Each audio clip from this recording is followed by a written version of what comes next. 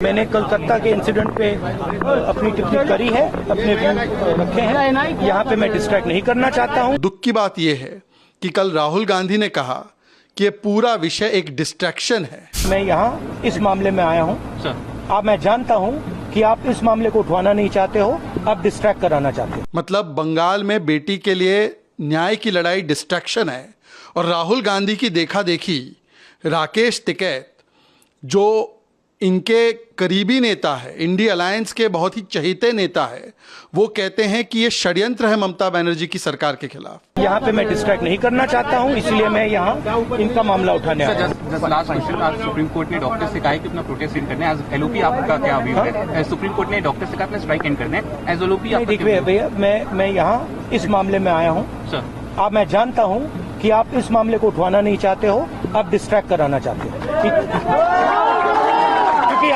क्योंकि आप दलितों की बात नहीं रखना चाहते। देखिए, आज पूरे देश में एक न्याय के लिए लड़ाई चल रही है। बंगाल में जो आरजीकर मेडिकल कॉलेज में रेप और हत्या हुई, इस पर माननीय सुप्रीम कोर्ट ने भी संज्ञान लिया।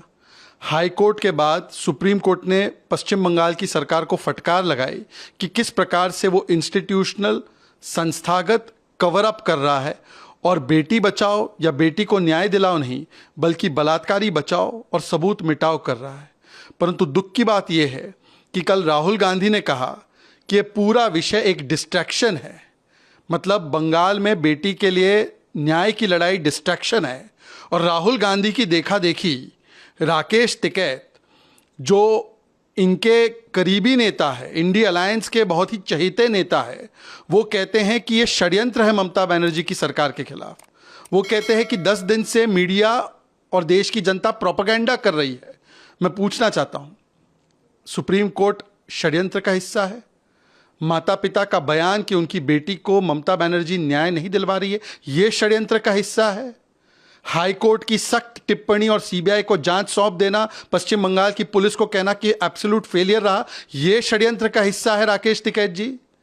या ये षड्यंत्र का हिस्सा है जो उसके लिए लाखों लोग सड़कों पर उतरे हैं, बेटी के लिए न्याय मांग रहे हैं? यह शर्मनाक बयान है और यह बयान अपेक्षित है क्योंकि इंडिया अलायंस के सभी नेता इसी प्रकार के बयान देते हैं। राहुल गांधी ने डिस्ट्रैक्शन बोला, अखिलेश यादव के नेताओं पर बलात्कार के आरोप लगे तो उन्होंने बेटी का नार्को टेस्ट मांगा। तो आज सवाल बनता है कि इंडिया अलायंस के नेतागण क्या राकेश टिकैत पर कुछ बोलेंगे, क्या खंडन करेंगे?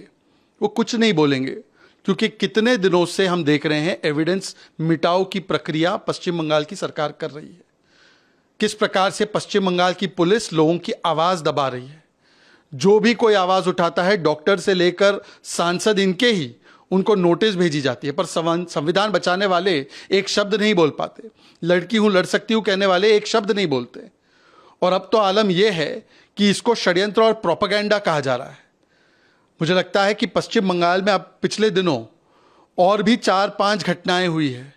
नर्स के साथ भी उत्पीड़न हुआ है, मारा पीटी की घटना भी एक डॉक्टर के साथ हुई है।